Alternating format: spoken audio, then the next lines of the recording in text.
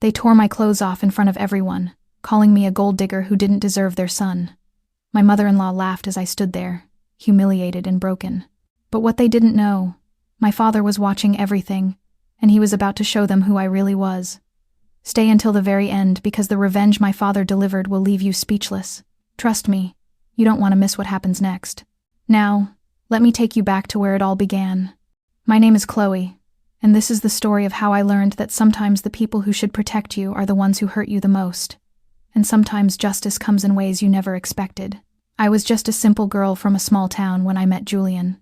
We were both in university studying business. He was charming, kind, and made me laugh in ways no one ever had.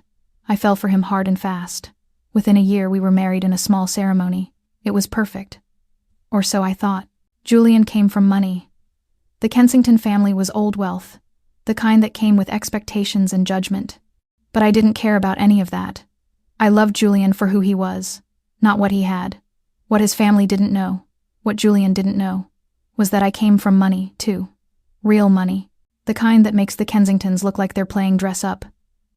My father, Arthur Vance, is a self-made billionaire. He built an empire from nothing. And I grew up in a world of private jets and endless possibilities. But I watched how people treated my father, how they smiled to his face while calculating what they could get from him. I saw how every friendship, every relationship came with a price tag attached. So when I turned 18, I made a decision. I changed my last name, moved away, and lived modestly. I wanted to find love that was real, love that had nothing to do with bank accounts or business deals. My father understood. He's always respected my choices, even when they worried him. But he also made me promise one thing. If I ever needed him, truly needed him, I would call. I promised, and for 2 years, I kept that promise locked away, determined to make my marriage work on my own terms. Julian's family made that nearly impossible from day one. His mother, Victoria, looked at me like I was something she'd scraped off her designer shoe. She never missed an opportunity to remind me that I didn't belong, that I wasn't good enough for her son. She'd make me serve tea to her friends, introduce me as the girl Julian married, never by name. She'd critique my clothes, my hair, the way I spoke. Nothing I did was ever right.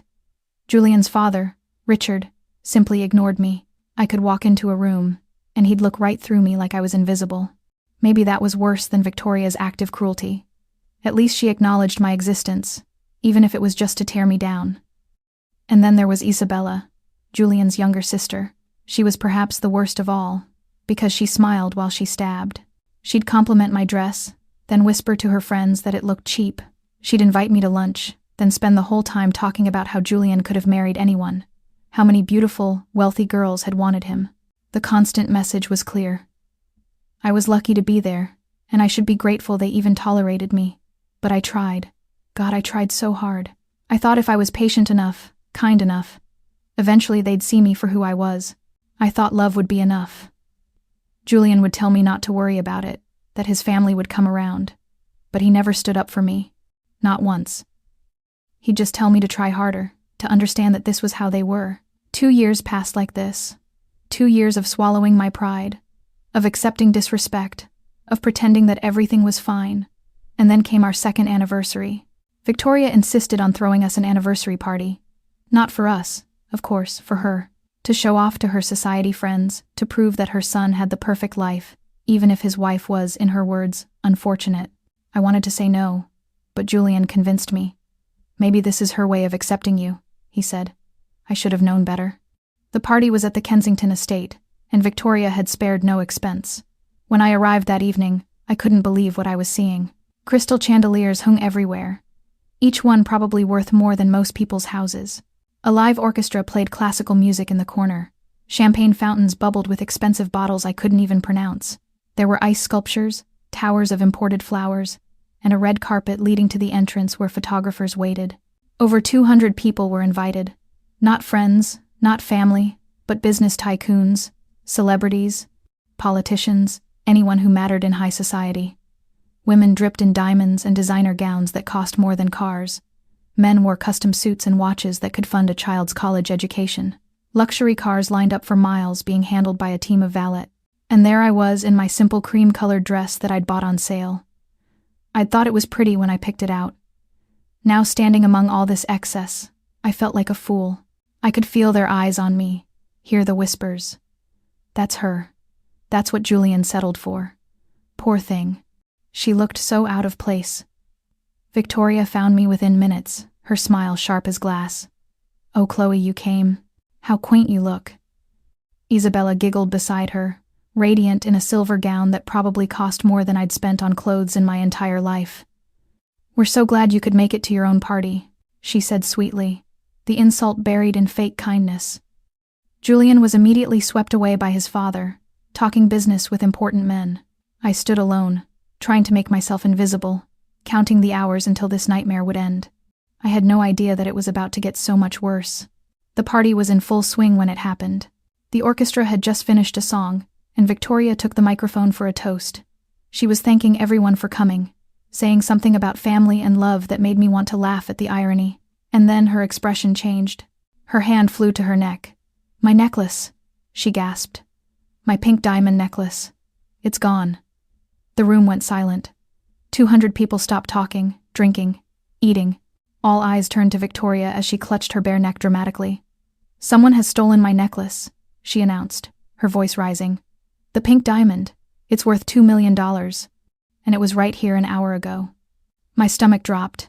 I knew what was coming before she even said it. I could see it in her eyes as they locked onto mine across the room. "Chloe," she said my name like an accusation. "You were in my dressing room earlier. I saw you." 200 pairs of eyes turned to me. I felt like I was drowning. I was just looking for the bathroom," I stammered. "I didn't take anything." "I swear she's lying," Isabella chimed in, appearing at her mother's side. "I saw her too. She was definitely near Mother's jewelry case. She looked suspicious." "This is ridiculous," I said, my voice shaking. "Why would I steal from you? I don't want your necklace, don't you?" Victoria's voice was cold. "Everyone knows you married my son for money. You've been after our wealth from the beginning. This is just proof of what you really are.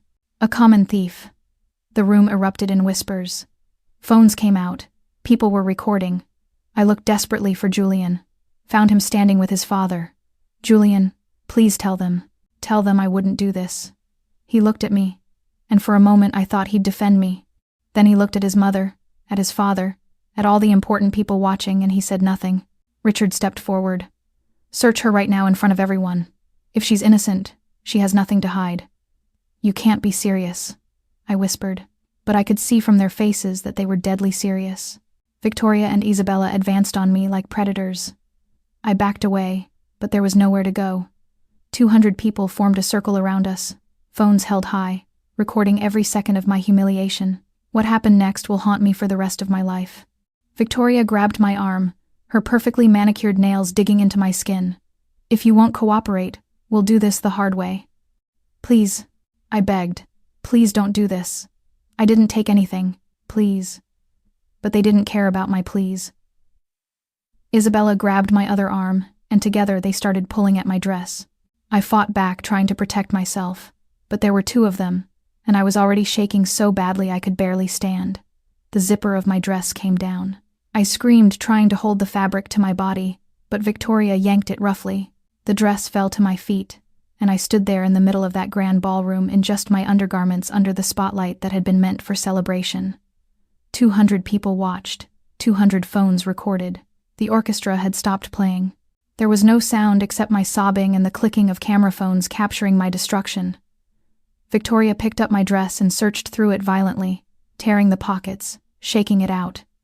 "Nothing," she announced, "but that doesn't mean she didn't hide it somewhere else." "This is insane," I cried, wrapping my arms around myself.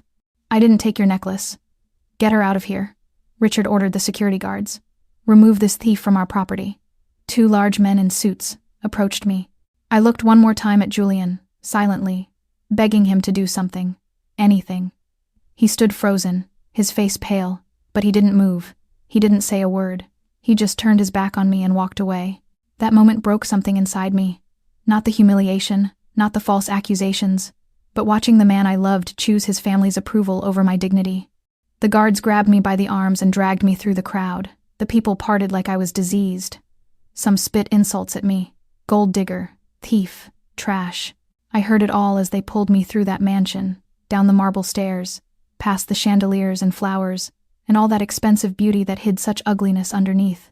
They threw me out the front gates and locked them behind me. I collapsed on the cold ground outside, shivering in my undergarments, my entire body shaking with sobs. Inside, the party continued. I could hear the music starting again, hear the laughter. They'd already moved on. My humiliation was just entertainment for them. A story they'd tell at their next gathering. A young valet, barely 20, saw me and rushed over with his jacket. He draped it over my shoulders without saying a word, his eyes kind. That small act of kindness from a stranger made me cry even harder. I sat there on the cold ground, wrapped in a stranger's jacket, and realized I had nothing left. No dignity, no husband, no home I could return to. My phone was still in my purse inside. I had nothing except one thing. One promise I'd made to my father 2 years ago. I borrowed the valet's phone with shaking hands and dialed the number I knew by heart. It rang twice before his familiar voice answered. Dad. My voice broke on the word. Dad, I need you. I need you right now. Where are you, baby girl? My father's voice was immediately alert, concerned. I could hear him moving. Could hear the urgency in his tone. Through tears, I told him everything. Where I was. What had happened. How they'd stripped me in front of everyone. I told him about the false accusations. About Julian's silence. About being thrown out like garbage. When I finished, there was a long silence on the other end. Then my father spoke, and his voice was something I'd never heard before. Cold, controlled, furious. Don't move, he said. I'm coming. And Chloe? They have no idea what's about to hit them. He hung up. The valet stayed with me, offering silent support. Your father? He asked quietly. I nodded. He'll be here soon. 15 minutes later, the night exploded with light and sound. First came the cars. 10 black luxury SUVs and limousines rolled up to the Kensington estate, like a presidential motorcade. Then came a helicopter, its spotlight illuminating the entire property, like daytime. The party inside stopped again. I could see people rushing to the windows, pointing, wondering what was happening. The center limousine door opened, and my father stepped out. Arthur Vance doesn't just enter a space, he commands it. At 60, he's still imposing, tall and broad-shouldered, with silver hair and eyes that can freeze you with a look. He wore a suit that probably cost more than the Kensingtons spent on this entire party, and his presence was so powerful that even from outside the gates, I could feel it. Behind him came 20 security personnel, all in black suits, moving with military precision. 5 lawyers in expensive suits carried briefcases. And the city's police commissioner himself walked beside my father, looking official and serious. News helicopters started circling overhead. Someone had tipped off the media. Later I'd find out that someone was my father, who'd made sure every news station in the city knew something big was about to happen at the Kensington estate. The gates opened. The guards who'd thrown me out now stepped back, recognizing power when they saw it. My father walked straight to me, and the cold fury in his eyes melted into concern as he looked at me sitting there, still in my undergarments and the borrowed jacket. He took off his $50,000 coat and wrapped it around me himself, then lifted me to my feet. I'm here now, baby girl, he said softly. Then he turned to face the mansion, and his voice carried like thunder. Which one of you touched my daughter? Inside the mansion, through the open doors, I could see the party had become chaos. Everyone was trying to see what was happening. Victoria appeared at the entrance, Richard beside her, both looking confused and annoyed at the interruption. What is the meaning of this? Richard demanded. This is a private party. You're trespassing. My father smiled. It wasn't a nice smile. Am I? Let's go inside and discuss that, shall we? I think your guests will want to hear what I have to say. He walked forward and the crowd parted before him like water. I walked beside him, wrapped in his coat, feeling safer than I had in 2 years. His security fanned out around us. The lawyers followed. The police commissioner stayed close. We walked through that mansion like we owned it because, as it turned out, we did. My father took the microphone from a stunned Victoria. 200 wealthy, powerful people stared at him, trying to figure out who he was. Some of the older ones were starting to recognize him. I could see the realization dawning on their faces. Good evening. my father said, his voice calm and controlled. Let me introduce myself properly. My name is Arthur Vance. Perhaps some of you have heard of me. Vance Global Empire, 50 billion in assets. Yes, I can see some of you recognize the name now. The room erupted in whispers. Everyone knew Vance Global. It was one of the largest conglomerates in the world, with holdings in everything from technology to real estate to banking. This woman you just humiliated, my father continued, pulling me close to his side. This woman you stripped and degraded in front of 200 people. This woman you called a thief and a gold digger. She's my daughter, my only child, my heir. The gasps were audible. Victoria's face went white. Richard looked like he might faint. Julian stood frozen in the crowd, his mouth open in shock. Chloe came from more wealth than any of you will ever see, my father said. But she wanted something money can't buy. She wanted to be loved for who she is, not what she has. So, she changed her name, lived modestly, and found herself a man she thought would cherish her. Instead, she found you people. He snapped his fingers, and the large screens that had been showing happy photos of Julian and me flickered to life with new content. Family photos appeared. Me as a child on a yacht. Me at our estate. Me at charity galas standing beside my father. Official documents showing my real identity. Birth certificates, trust fund papers, everything proving exactly who I was. The crowd was silent now, watching the evidence of my real life play out on screen. I could see people's expressions changing from curiosity to shock to horror as they realized what they'd witnessed tonight. They'd just watched a billionaire's daughter be stripped and humiliated, and they'd recorded it, laughed at it, participated in it. Now, my father said, his voice dropping to something cold and dangerous. Let's talk about what happens next. My father turned to his security team. Show them, he ordered. The screens changed again. This time, they showed security footage from inside the mansion. I didn't know where these cameras had come from, but later I'd learned my father had them installed months ago. He'd been watching, waiting, protecting me from afar, even when I didn't know it. The first video showed Isabella entering Victoria's dressing room hours before the party started. She looked around nervously, then went straight to her mother's jewelry box, her own mother's jewelry box. She opened it, pulled out the pink diamond necklace, and slipped it into her purse. The second video showed her in the garden hiding the necklace under a rose bush. The third video was the most damning. It showed Victoria and Isabella together in a private room talking. The audio was crystal clear. Are you sure about this? Isabella's voice came through the speakers. Positive, Victoria responded. We'll accuse her of stealing the necklace, search her in front of everyone, humiliate her so badly that Julian will have no choice but to divorce her. We'll finally be rid of that little leech. 200 people watched in absolute silence as the conspiracy unfolded on screen. They watched Isabella steal the necklace. They watched the two women plot my destruction. They watched everything. When the videos ended, my father turned to face Victoria and Isabella. Would you like to explain this? He asked quietly. Isabella crumpled to the floor, sobbing. I'm sorry. I'm so sorry. It was Mother's idea. You lying little. Victoria started, then stopped, as she realized everyone was staring at her. The phones that had recorded my humiliation were now recording hers. The news helicopters outside were broadcasting this to the entire city. In a matter of hours, this would be international news. Mr. Vance. Richard stepped forward, trying to salvage something. Perhaps we can discuss this privately. I'm sure we can reach some arrangement. Arrangement? My father's laugh was cold. Oh, Richard, we're way past arrangements. You see, when Chloe married your son, I did what any good father would do. I investigated your family, your business, your assets, and I found something very interesting. He nodded to his lawyers, who began pulling up documents on the screens. Of the Kensington estate, this beautiful mansion we're standing in, it's mortgaged through Vance Bank. I bought that mortgage 6 months ago. You're living in my property. Richard's face went gray. Kensington Enterprises. Your company, Richard. I've been quietly buying up shares through various shell companies. As of today, I own 68%. I'm the majority shareholder. You work for me now. The screens showed stock certificates, purchase agreements, all bearing my father's signature. Your family trust fund, Victoria, the one you use to fund your shopping, trips, and parties. It's managed by Vance Financial Services. I froze it 10 minutes ago. Victoria made a strangled sound. And Isabella. My father turned to her, still crying on the floor.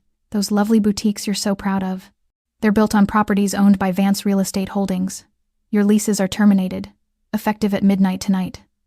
This can't be legal, Richard shouted. You can't just— I can and I did, my father interrupted. Everything by the book, all legal, all documented. You see, gentlemen, I didn't build a 50 billion empire by being stupid. I built it by being thorough. When you threaten what I love, I don't get angry. I get systematic. He turned to face the crowd, addressing all 200 people who'd watched my humiliation. Let this be a lesson to everyone here. That woman you laughed at, that woman you called a gold digger, she has more wealth, more class, and more integrity than all of you combined. She chose to live modestly to find real love. Instead, she found you people, snakes, and expensive clothes. The room was deathly silent. The Kensington family has lost everything tonight. Their home, their business, their wealth, their reputation, and it's all their own fault. They could have treated my daughter with basic human decency. Instead, they chose cruelty. They chose humiliation. They stripped her in front of you all, and not one of you stood up to stop it. I could see shame on some faces. Others looked away, unable to meet his eyes. My father gestured to the police commissioner. Now, unless you want me to press charges for assault, theft, conspiracy, and fraud, I suggest the Kensington family start packing. You have 30 days to vacate my property. Please. Victoria was on her knees now, her designer gown pooling around her. Please, Mr. Vance, we didn't know. We'll apologize. We'll make it right. Please don't do this. My father looked down at her with contempt.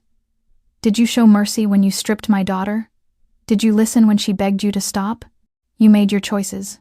Now live with the consequences. Julian finally pushed through the crowd. His face was desperate, panicked. He rushed to me, trying to grab my hands. Chloe, please, you have to help us. Tell your father to stop. I love you. You know I love you. I looked at him. This man I'd loved for 2 years. This man I'd married, built a life with, defended endlessly to myself, even when he never defended me. Do you, Julian? I asked quietly. Do you love me? Yes, of course I do. Please, you have to believe me. Then why didn't you stop them? My voice was steady now, clear. Why didn't you say one word when they accused me? When they stripped me? When they threw me out? You stood there silent. You turned your back and walked away. I was in shock. I didn't know what to do. You knew exactly what to do. I interrupted. You chose them over me. You chose their approval over my dignity. You chose to be a coward. Chloe, please. I'm filing for divorce, I said. The words came out easier than I expected. Tomorrow. And I'm taking nothing from you, Julian. No money, no property, nothing. Because I never needed your wealth. I just needed you to stand beside me. And you couldn't even do that. You can't mean that. We can work through this. The saddest part, I continued, isn't what your family did to me. It's that you let them. Every insult, every humiliation, every cruel word over the past 2 years, and you just told me to try harder, to be patient, to understand. You never once told them to stop. You never once protected me. That's not love, Julian. That's convenience. He was crying now, genuine tears streaming down his face. I'm sorry. I'm so sorry. I'll do better. I'll change. Just please don't leave me. I stepped back closer to my father. I already left you. The moment you turned your back on me tonight, you lost me forever. My father's lawyers stepped forward, papers in hand. Divorce papers, Mrs. Kensington. Or should I say, Miss Vance. They're ready for your signature. I took the pen and signed without hesitation. 2 years of marriage ended with a signature. Julian collapsed to his knees, but I felt nothing but relief. 6 months passed. The Kensingtons lost everything exactly as my father promised. Their estate was seized and auctioned. Richard's company went bankrupt within 3 months. Victoria, who'd never worked a day in her life, now worked as a sales associate at a department store. Isabella's boutiques were closed, and she worked retail at a mall. Julian lost his luxury car dealership and worked a regular sales job. Their high society friends abandoned them immediately. That's the thing about people like that. They're only your friends when you have something they want. As for me, I went back to being who I really was. Chloe Vance, Vice President of Vance Global Empire. I worked alongside my father, learned the business from the inside, and discovered I was actually good at it. I started a foundation for women escaping toxic relationships, helping them find the strength to leave and the resources to rebuild. I bought my own penthouse with money I earned myself. I traveled, made real friends, and slowly healed from the trauma of that night. One evening, 6 months after everything happened, I was hosting a charity gala for my foundation. It was a beautiful event full of people who genuinely cared about helping others. As I was greeting guests, I noticed one of the coat check attendants looked familiar. It was Victoria. Our eyes met across the room. She looked so different, older, tired, humbled. Gone was the arrogance, the cruelty, the superiority. She looked like what she was, a woman who'd lost everything because of her own choices. She approached me slowly, hesitantly. "Chloe," she said softly. "I wanted to say I'm sorry for everything. I know it means nothing now, but I truly am sorry." I looked at her for a long moment. 6 months ago, I would have felt satisfaction at seeing her like this. Now, I just felt tired. "I forgive you, Victoria," I said. The words surprised even me, but I meant them. "Not for you, for me, so I can let go and move forward." She started crying. Thank you so much. "But forgiveness doesn't mean forgetting," I continued. "What you did to me, what your family did, taught me something important. Family isn't always blood. It's who stands beside you when everything falls apart. My father showed me what real love looks like: protection, loyalty, strength. Your son couldn't give me any of those things." She nodded, wiping her tears. "I understand. I hope you find happiness, Chloe. Real happiness. You deserve it." I watched her walk away back to her coat check station and felt something lift from my shoulders. I'd carried that anger, that hurt for so long. Letting it go felt like breathing for the first time in months. My father found me a few minutes later. "You okay, baby girl?" "Yeah, Dad." I smiled up at him. "I really am proud of you," he said, putting his arm around my shoulders. "For being the bigger person, for moving forward, for being strong." "I learned from the best," I replied. That night, as I looked around at all the people my foundation was helping, all the women finding their strength and reclaiming their lives, I realized something. The Kensingtons thought they were punishing me by treating me like I was nothing. Instead, they freed me. They showed me exactly what I didn't want, helped me find my backbone, and pushed me toward the life I was always meant to have. Sometimes the worst things that happen to us are actually blessings in disguise. Sometimes we need to be broken down completely to rebuild ourselves stronger. I walked into that anniversary party 2 years ago as a woman trying to earn approval from people who would never give it. I walked out as someone who didn't need anyone's approval anymore, and that was the real revenge. Not my father's systematic destruction of their empire, though that was satisfying. The real revenge was me thriving without them, happy without their validation, successful on my own terms. They thought they were stripping me of my dignity that night. Instead, they stripped away the last illusion I had about who they were. They did me a favor. I am Chloe Vance. I am my father's daughter. I am enough. I always was enough, and I will never let anyone make me feel less than that again. Sometimes people treat you badly because they think you're powerless. They never imagined that I didn't need to prove my worth. I always had it. My father taught me that real power isn't about money or revenge. It's about knowing your value and never letting anyone make you feel less than you are. That night, I walked into that party as a woman they thought they could break. I walked out as myself, stronger, wiser, and finally free. If this story moved you, hit that like button and subscribe to hear more true stories of justice and redemption. Share this with someone who needs to remember their worth today. Comment below and tell me, have you ever been underestimated by someone who later regretted it? I read every single comment. Remember, you are enough exactly as you are. Never let anyone convince you otherwise. Until next time, this is Chloe reminding you to never let anyone dim your light.